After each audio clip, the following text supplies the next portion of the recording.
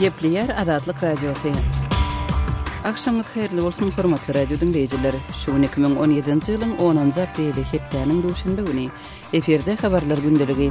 Gepleşigimiziň esasy bölügine başlamazdan ozal täzelikler dinleň olaryň mazmuny bilen sizi men Gözel Hudaýberdi ýa-da edýärin. Birleşen Ştatlaryň döwlet sekretary Rex Tillerson Senaga taýdan ösen döwletleriň uly ýedilik kuramasynyň Siriýadaky krizisy maslahat etmek üçin geçirýän duşugyna gatnaşmak maksatly Italiýa bardy. Tillerson we beýleki ýurtlaryň daşary işler ministrleri 10 aprelde adaty duşugynyň ýa-da 11 aprelde Siriýa boýunça maslahat geçirmek üçin duşuşurlar diýip Italiýanyň mediasy habar berdi. Uly ýedilik kuramasyna Birleşen Ştatlar, Ýaponiýa, Germaniýa, Britaniýa, Italiýa, Fransiýa we Kanada girýär. Orset programa uly kızlık formatında dağda bolupdy. Emma Moskwanyň 2014-nji ýylda Krim ýarymadasyny Ukrainadan bölüp öz düzümine goşmagynyň ýa-da ol guramadan çykarylypdy. Dünýäniň senagy taýdan ösen döwletleriniň Italiýadaky duşugy Birleşen Ştatlaryň 7 aprelde Siriýanyň howa bazasyna raketaly zarbalary urmagynyň ýa-da gawat geldi. Birleşen Ştatlar şol zarbalarynyň Damaskyň öz raýatlaryna garşy hemiki ýaraglary ulanmagyna jogap bolandygyny aýtdy. İran'ın resmi İRNA Täzelikler Agentligi Birleşen Ştatlaryň uçur öndürüji Boeing kompaniýasynyň indi kaýyň dowamında Irana 777 kysymly 2 ýolagçy uçaryny uğratjakdygyny habar berdi. Bu gün batariň Irana garşy uzak möhletli sanksiýalaryny ýatyrmagyndan soň Birleşen Ştatlaryň we Iranyň arasynda baglaşylan iň uly biznes şertnamasydyr. İRNA agentliginiň ygtybarly çeşmesine talgylanyp 9 aprelde habar bermegine görä, uçurlar Iranyň Air Milli Howa kompaniýasyna beriler. Boeing kompaniýasy Iranyň 80 uçar şolsanda 737 kysymly 50 uçary we 777 kysymly 30 uçary satyn almagy isleg bildirenligini geçen ýyl ma'lum edipdi. Bu şertnamanyň bahasy 16 milliard dollara barabar. Şol wagtda Iranyň hökümeti uçurlaryň bahasynyň diňe ýarsyny tölejakdygyny Boeing kompaniýasynyň satyn almak üçin teklip eden şertleriniň çäklendirilmeginiň muňa sebäp bolýandygyny aýdypdy. Boeing kompaniýasy uçurlaryň bahasyny ma'lum etmendi. Türkiýanyň prezidenti Recep Tayyip Erdogan ýene Ýewropa wagtynda tankydy çykyş etdi we öz ýurdunyň Ýewropa bileşigine agda bolmagy meselesini gaýtadan seretjekdigini aýdyp, Ýewropa Türkiýanyň halkyna edenleri üçin töler diýdi. Erdoganyň 9 aprelde İzmirde eden bu çykyşynda Türkiýanyň Ýewropa bileşigine agda bolmak meselesiniň 16 aprelde geçiriljek referendumdan soň gün tertibinde gaýtadan goýuljakdygyny ma'lum etdi. Erdogan referendumda üstünlük kazansa öz häkimetini göz görtele puhtalandyryp biler. Türkiýanyň konserwativ Islamçy Adalet we Ösüş partiýasynyň esaslandyrjysy Erdogan 2003-nji ýylda ýurdun premier ministri bolup bu wezipäni 2014-nji ýyla çenli eýledi. Soň prezident saýlandy. Erdogan Türkiýanyň prezidentlik respublikasyna öwürmegi wada berip, munyň ýurdun durnuklulygyny puhtalandyrmak üçin zerurdygyny aýdýar. Günbatar Türkiýede häkimetiň bir adamyň elinde jemlenmegine tarap edýän ädimlerini ýazgar şeýle-de Erdoganyň 2016-njy ýylyň iýul aýynda başa barmadyk harby agdalşyk synançygyndan soň opozisiýa görkezýän basyşyny tanqid edýär. Türkmenistan bozgun sportçylarynyň sentýabr aýynda Aşgabatda geçiriljek Aziýada 2017 halkara ýarışyna gatnaşmak mümkinçiligine seretmäge taýýarlyk bildirdi diýip ýurdun döwlet mediasy 9 aprelde habar berdi. Bu mesele Aziýada 2017 çäresine görülýän taýýarlyklara bagyşlanyp Abadada geçirilen halkara forumunda gozgalypdyr. Türkmenistanyň prezidenti Aziýada 2017-nji sport bätdeşliginde bozgun sportçylaryň gatnaşmagyna degişli meseleni ähli taraplaryn öwrenmegi degişli pudoklaryň resmiýlerine tapşyrdy diýilip resmi maglumatda habar berilýär. Ýapyk binalarda we söwüş sungaty boýunça 5-nji Aziýa oýunlary Türkmenistanda geçiriljek eň uly halkara sport çäresidir. 17-27 sentýabr aralygynda Aşgabatda geçiriljek bätdeşlikde dünýäniň 60 çemeti ýurdunyň wekilleri sportyň 21 görnüşi boýunça ýaraşyrlar.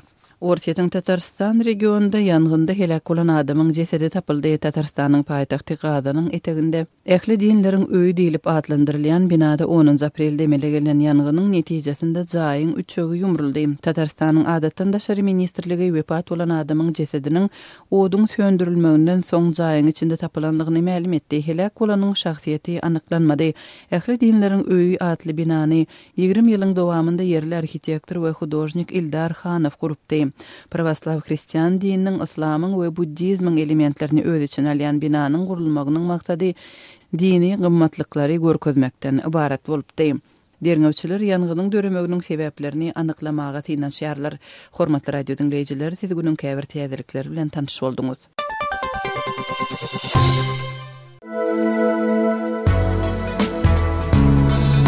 Adatlygy isleýän wagtyňyz isleýän ýeriňizde dinlemek isleýäňizmi? Munuň üçin SoundCloud tilsiminde Adatlyk radiosyny tapyň we ýazylyň. Adatlygyň maglumatlaryny ilkinji bolup dinleň. Play Store'dan ýa-da iTunes'dan SoundCloud'un tilsimini indirmek ýatdan çykarmaň. Adatlygy SoundCloud tilsiminde Adatlyk radiosy ýazyp tap bilersiňiz.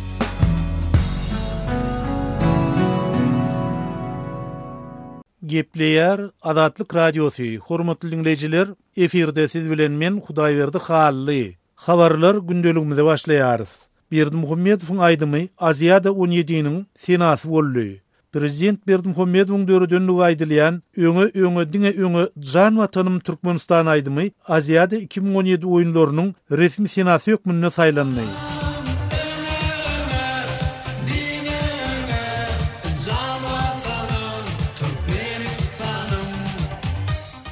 Geçen heptäniň ahyryna awaza syýahatçylyk zowlagyny şu ýylyň sentýabryna aşybatda geçiriljek ýapyk binalarda wesiwes sunuty boýunça 5-nji Aziýa oýunlarynyň senasyny seçip almak boýunça ýürüýte çäre geçirildi. Onuň dowamyny Prezident Berdimuhammedow sahna çykyp, DJ-lik punktynyň öňüne geçip, ellerini galgadyp, öňe jan watanym Türkmenistan aýdymyny ýerine ýetirdi we ony Aziýada 17 oýunlarynyň senasy hökmünde saýlanmagyny teklip etdi. Döwlet mediasynyň maglumatyndan çyn tutulsa, Berdimuhammedowyň bu aýdymy bir agızdan gollanylyp, Aziýada 2017-niň senasy hökmünde saýlanypdyr. Bu aralykda döwlet mediasyna resmi sena hökmünde prezidentin aýdymyndan başga hiç bir eser barada maglumatyň berilmeýändigini hem nygtap geçmelidir. Gepin gerjişine görä ýatlasak, Berdimuhammedowyň öňe jan watanym Türkmenistan aýdymy ilkinji gedek 2013-nji ýylyň noýabryna Mary şäherine guralan konsert çärelerini ýanglanypdy. Şol pursat bir wagtda 4000 çemesi adamyň gatnaşmagyna ýerine ýetirilenligi habar berilýän bu aýdym Guinness'in rekordlar kitabyna hem girdilipdi. Resmi Türkmen mediasy Berdimuhammedowyň aýdymynyň resmi sena hökmünde saýlanmagyny giňden dawaralandyryp, käbir türkmen sunut işarlarının mundan aňry derejedäki eseriň hiç döremejekdigini hem öňe sürdüler. Beýik aýdym öňe jan watanym Türkmenistan ilen eserden aňarda eser döräýär diýip pikir edem zok. Türkmen lideri dürlü saz gurullarını çalıp DJ-lik edip aýdymsaz meýdanyna öňrekden bäri özüni görkezýär. Ol ilkinji gedek 2010-njy ýylyň iýununda Türkmenistanyň çağalaryň arasyna akordeon çalıp bu urdaky ukybyny aýan edipdi. Emma Bagşy Berdimuhammedow 2011-nji ýylyň iýununda öz dogulun gününe "Saňa meniň ak güllerim" atly aýdymy bilen has giňden tanaldy. Türkmen telewizionyna aýdylmagyna görä bu aýdym prezidentin sözü hem sady esasyna döredilipdir. Emma soň ol aýdymyň bir näçe ýyl öň Döwlet Amanlykowyň aýtmagyny toý gününe diýen at bilen YouTube'da goýulanyny belli boldy. Bu aralykda geçen heptäniň ahyryna Aziýada 2017 bilen baglykda geçirilen maslahatyň dowamyny Prezident Berdimuhammedow Karate Do'nyň 10-njy dany gowşuruldy. Halkara Meýbukan Gudzü Ryu Karate Do Assosiasiýasynyň ýolbaşçysy Berdimuhammedow bu ýokary derejäniň sport hereketini we bu uğurda hyzmatdaşlygy ösdürmäge goşan ajaýyp goşandy üçin berilendigini ma'lum etdi. Şeýlede türkmen lideriniň adaty Fudakan Karate Do'nyň bütün dünýä federasiýasynyň 10-njy danynyň karate we judoda kämillik derejesiniň iýesidigini de belli geçmelidir. Emma Berdimuhammedowyň ýokarda adagdalan söwüşdüň otlar boýunça ne derejede başaranynyň bardygy ýa ýokdugy dogrusyny hiç ýyl maglumat ýetirli däl. Öz sebetiňizde bolýan wakalar barada adatlyga maglumat bermek isleseňiz, bize hat ýollaň. Metbuat email belgisi gmail.com. Siz suratlaryňyzy we videolaryňyzy hem ýollap bilersiňiz. Adatlyk siziň şahsiýetiniňizi gizlenlikde saklar. Siz bolan wakalar barada maglumat beriň. Biz hem habar bereriz. Metbuat email belgisi gmail.com. Gepleýär Adatlyk radiosy. Habarlar günneligi gepleşigimizi dowam etdirýäs. Efirde siz bilen men Sehra. Şuunlar Balkan velayetinden onlarca kärinneçi şeker şuunları boyunca döwlet tarapyndan kesitlenen hasyly alyp bilmänligi üçin 1000 manada çenli pul jerimesini tölemek bilen $100 diýip Balkanly käbir daýhanlar habar berýärler. Odolky gyzylar we täzirki Serdar etrafyndaky kärinneçiniň Adatlyk radiosynyň habarçylaryna gurrun bermegine görä, Serdar etraf häkimliginiň owa hojalyk puwdagynyň ýolbaşçylary göz öňünde tutulan plany dolup bilmedik daýhanlardan öwüz doluş pulunu tölemek talap edýärler we onu tölemedik kärenneçileriň elinden yerleriniň alınjakdygy, soňra da olaryň işiniň suwda geçiriljekdigi bilen haýbat atýarlar. Serdar etrafynyň Garabogaz we Tutly daýhan birleşiklerinden azyndan 30 kärinde şişigünler nämetçigini bilmeýärler. Olaryň käbirlerinden 500 manat, käbirlerinden bolsa 1000 manat möçberinde jerime tölemek talap edilýär. Biziň bu ýyl hiç şeýle girdejimiz bolmady, hatda ziýan çekdik. Onsoň biz puly nädip töläli?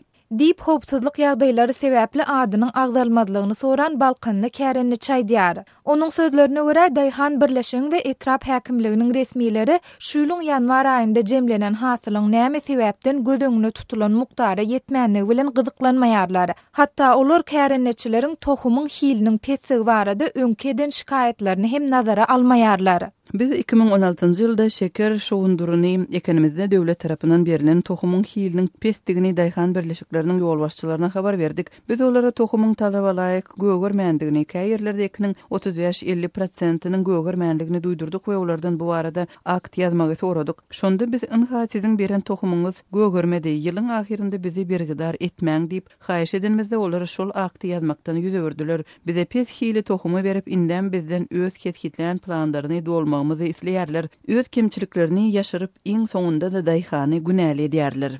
Dip Balkanly kärenneçi gurrun berdi. Kärenneçileriň ençemesiniň aýtmagyna görä döwlet tarapyndan berilen tohumyň hiliniň pesligi bilen baglanşykly ýagdaý dürli daýhan birleşiklerde ýylyň-ýylyna gaýtalanyp gelýär. Emma muňa garamazdan berilen tohumyň hiliniň pesligi bilen baglanşykly döwlet derejesinde henide çenli gurrun edilmeýär. Adatlyk radiosu kärenneçileriň ýüzüýiz bolýan meseleleri tohumyň hili şeýlede şeker şuundurunyň hasylynyň pes bolmagynyň bolaýmagy mümkin sebäpleri dogrusunda Serdar etrafynyň degişli häkimiýetler bilen habarlaşanda olardan nähildir bir maglumat ýa-da kommentari almak başartmady. Gepin gerdişine görä ýatlasak 2013-nji ýylyň noýabr aýynda Türkmenistanyň ministrler kabinetiniň geçiren maslahatynda Balkany gowy çekmeyi besetmeli diýen karara gelinip 2014-nji ýyldan başlap bu welaýetde şeker şuunduruny ösürip ýetişdirmäge üns berildi. Şonu resmi medeniýetiň habarynda Balkan welaýetinde gowçy ekini üçin 5000 hektar ýeriň bölünip berilendigi, emma Sewitiň toprak howa şertleriniň her hektardan juda az 10 sentner töwerek, ýagny ýylda 5000 tonnan paýta almagy mümkinçilik berýändigi aýdylypdy. Şonu Türkmen hökümeti Balkanyna gowça derek iýimlik däne, miwe we bakça ekinleri ekiljekdigini aýdypdy. Emma Balkanly kärenneçiler ýurtda ýeriň döwlet eýetçiliginde saklanyp galýandygyny we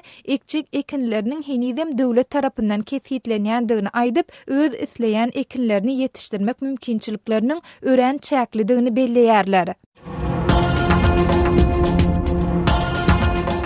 Öz sewitingizde bolýan wakalar barada adatlyga maglumat bermek isleseňiz, biziň Facebook hasabymyzda ýazyň. Bizi gözlegi bölümine Adatlyk radiosu ýazyp tap bilersiňiz. Siz suratlaryňyzy we videolaryňyzy hem ýollap bilersiňiz. Adatlyk siziň şahsiýetiniňizi gizlinlikde saklar. Siz bolan wakalar barada maglumat beriň, biz hem habar bereriz.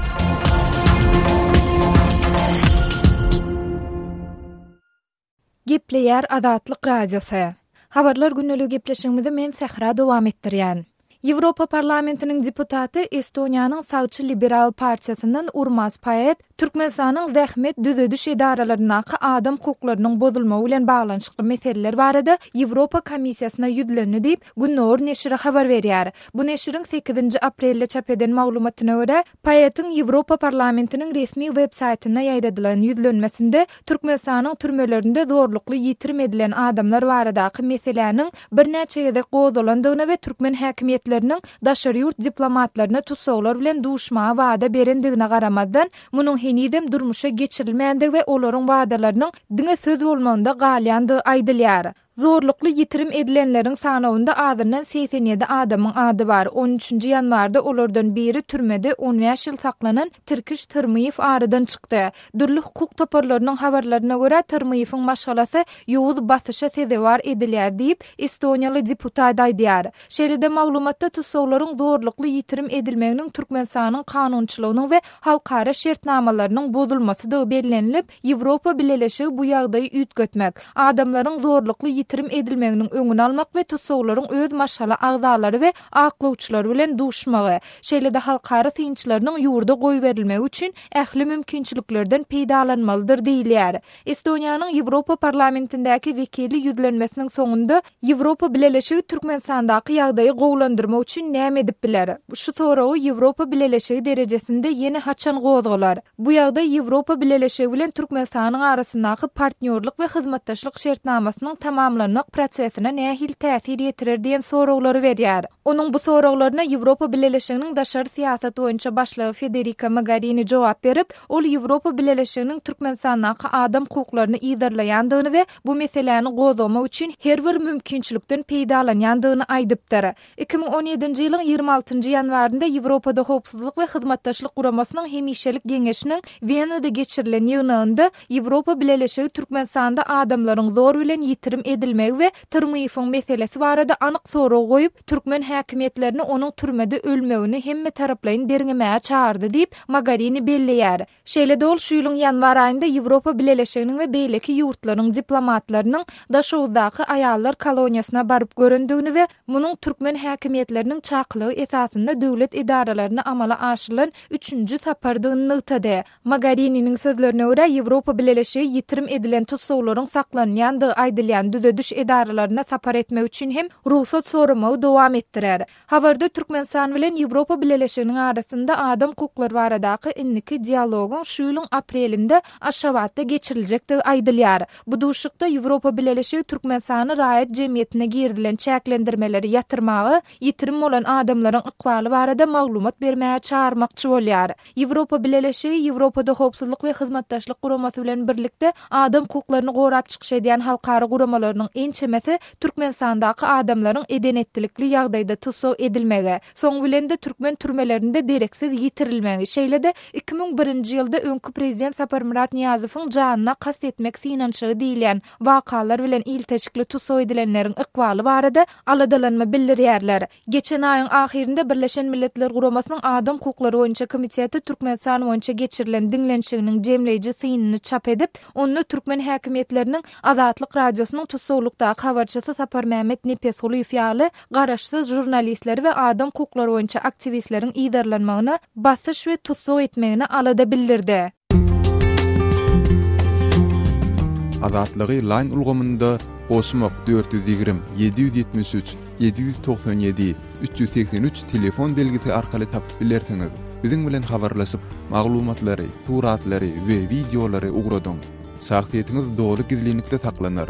Osmak 420 773 797 383.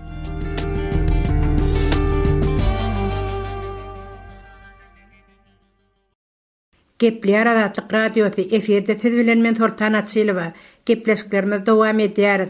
Aşgabatda soňky 1,5 aý bäri uzal awatlanan köçeleriň gaýtadan ýapylmagy ýaşaýjylar üçin uly kynçylyklar döredýändigi aýdylýar. Mundan 1 aý uzal Göregli köçesiniň ugry Atamurat Niýazow şaýorynyň gündogar bölegi, Uguzhan köçesiniň gündogar bölegi, Azat köçesiniň Gülistan Sewda merkeziniň golaýy we başga-da bir näçe köçeler bölekleýin ýapylan bolsa, indi 10 günden bäri 10 ýyl Watançylyk köçesinden başlap Göregli köçesine çelli Türkmenbaş şaýory ýapyk bolmanda galýar. Türkmenbaş şaýorynyň ýapylmagy bilen bir wagtda Atamurat Niýazow şaýorynyň Surikov köçesi bilen Andalip köçesi aralygy, Atabaýew köçesiniň Andalip köçesinden Günmatar bölegi hem Türkmenbaş şaýoryna çelli ýapylyp avtolog gatnawlar esasan Andalip köçesine geçirildi. Mundan 1 ýyl, 1,5 ýyl, hatda ýaňy ýarym ýyl uzal rekonstruksiýa işleri geçirilen köçeleriň gaýtadan ýapylmagy adamlaryň gündelik durmuşyndan daşary aňyna hem ýaramaz täsir ýetirýär. Bir ugra qadaly iş geçirip bolmaýan ýaly söküp düzüp her aýda diýen ýaly ýollary ýapyp tapıp, avtolog gatnawlarynyň üýtgedilip durulmagy adamlary dällik derejesine getirdi diýip Aşgabatda ýaşaýjy maksat nygtyýar. Türkmenwassa ýolunyň ýapylmagy bilen Türkmenwassa ýolunyň ugrundan gatnaýan 16, 20, 29, 38, 34, 37 belgili avtologlaryň ählisi Andalip köçerinden gatnaýarlar. Andalip köçeri bilen 10 ýyl awadançylyk köçeriniň çatyrygyndan ýerasty geçele geçirmek maksady bilen ýapyk durullygy sebäpli agdalan avtologlaryň hem bu köçe geçirilmegi Andalip köçerine juda agram salýandygyny hem ýaşaýjylardan esitmek bolýar.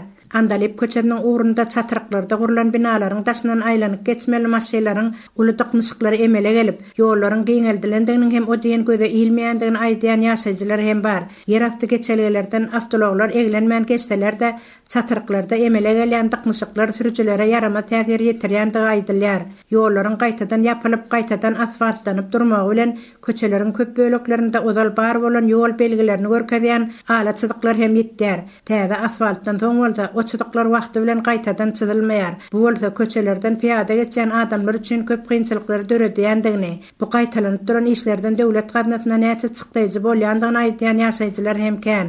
Döwlet ykdysady kynçylyklary başdan geçirýär diýiller. Şol ykdysady kynçylyklara gelinmeginde bolsa, şu sökülüp düzülüp duran ýollar, ýumrulýan binalar üçin jogapkar adamlaryň günäsi kän. Näçe pullar ýele sowurlar. O barada hasap sorulýan wagtyny göremdok diýip maksat sözüne goşýar. Ýapyk duran ýollardan jemgyýetçilik avtologlarynyň gatnamaýanlygy sebäpli bolsa, bu köçeleriň ugrunda ýaşaýan ýaşaýjylar wagtynda işe ýetişip bilmeseler, mektebe ýa çagalar wagyna gatnaýan çagalaryň, näsaglap taglyk öýlerine barmaly garrylaryň hem juda kötenýändiklerini, öz ugru boýunça ýöremeýän awtobuslaryň sürüjileriniň bolsa, täze ugrukdyrlan ugrunda isleseler duralgalarda durýandyklaryny, islemeseler birnäçe duralganyň deňinden durmany geçip gidýändikleri sebäpli başga welaýatlardan paýtagta gelýän mehmanlaryň asla ugruny ýitirip kötenýändikleri barada hem ýaşaýjylar aýdýarlar. Gepler Azatlyk Radiosu.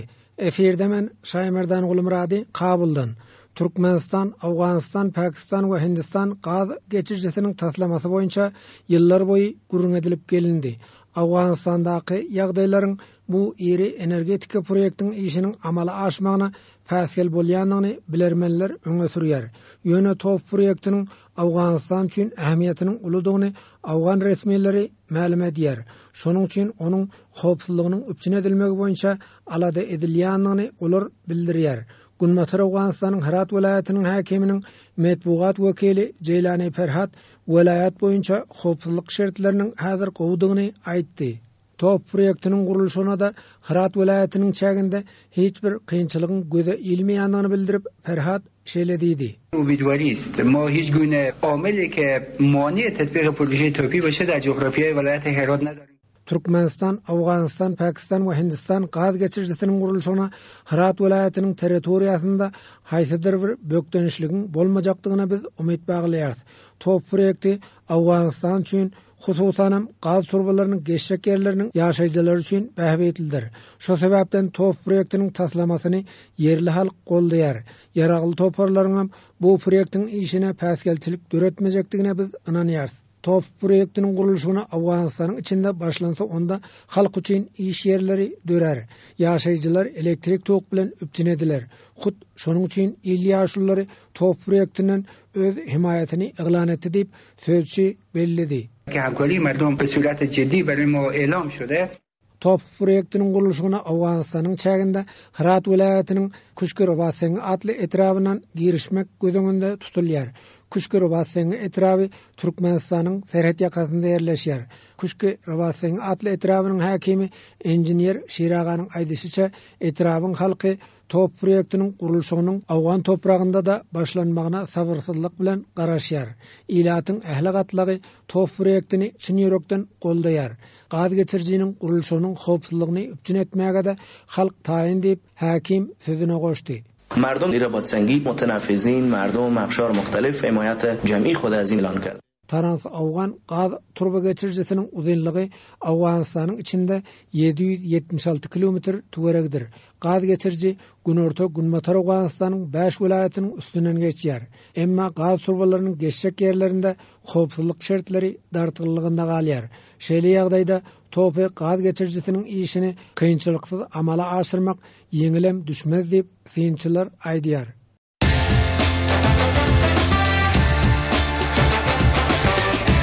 Gepleyer Azatlyk Radiosu. Azatlyk Radiosunyň rus dilindäki web sahypasy işläp başlady. Biziň maglumatlarymyzy indi rus dilinde rus.azatxabar.com salgy bilen internetde tapyp bilersiňiz. Дорогие радиослушатели, информация «Радио Азатлык» теперь доступна и на русском языке. Наш сайт на русском rus.azatxabar.com.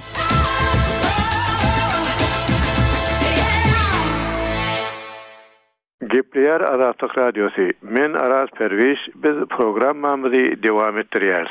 Birleşen Ştatlaryň döwlet sekretary Rex Tillerson seragat aýdan ösen mühim 7 döwletden durýan we G7 dip atandyrylýan toparyň duşugyna gatnaşmak üçin şugun Italiýa bardy. Duşuşykda esasy tema Siriýa krizisi bolar. Italiýanyň hawar guruluklarynyň bildirmegine görä Tillerson we beýleki ýurtlaryň daşary işler ministerleriniň duşugy 10 aprel duşanma güni başlar. 11 aprelde hem Siriýa boýunça ýürüýte maslahat geçer. Bu maslahata G7 agda döwletler bilen birlikde Türkiýanyň, Birleşen Arap Emirlikläriniň, Saudi Arabistanyň, Ýordaniýanyň we Kataryň da daşary işler ministerleri gatnaşarlar. G7 toparyna Amerikanyň Birleşen Ştatlary, Ýaponiýa, Germaniýa, Britaniýa, Italiýa, Fransiýa we Kanada girýär. Olol ortaýatyň bu topara goşulmagy bilen agda döwletleriň sany 8-de barypdy. Ýöne 2014-nji ýylda ortaýat Ukrainanyň Krym regionuny bir kanun özüne biriktirenden soňra topardan çykaryldy.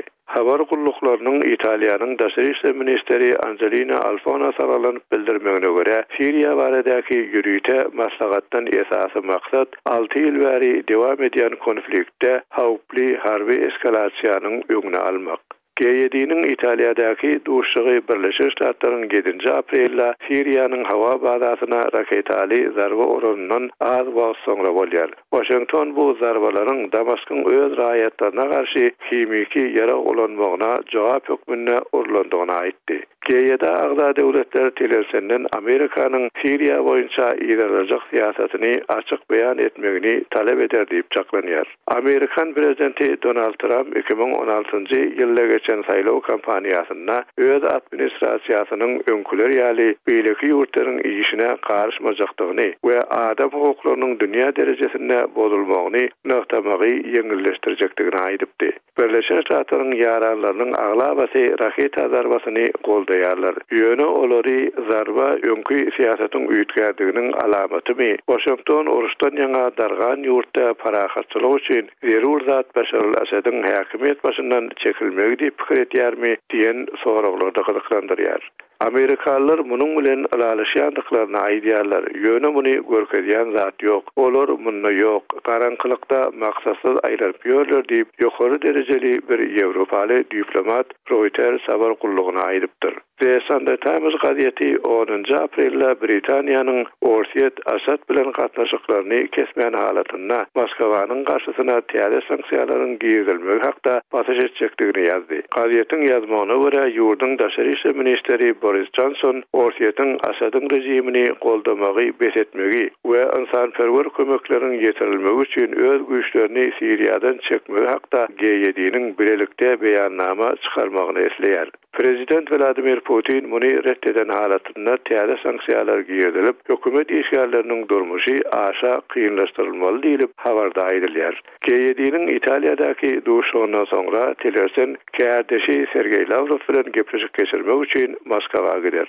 Ortaýat Iran bilen birlikde Siriýanyň prezidenti Başar al-Asadyň hökümetini goldaýar. Birleşen Ştatlar bilen Türkiýe hem hökümete garşy gozgulançylara arka durýarlar. Hormatly radio dinleyijiler, şunuň bilen habarlar gündeligimiziň şu günkü sanyny geçirip gutarýarys.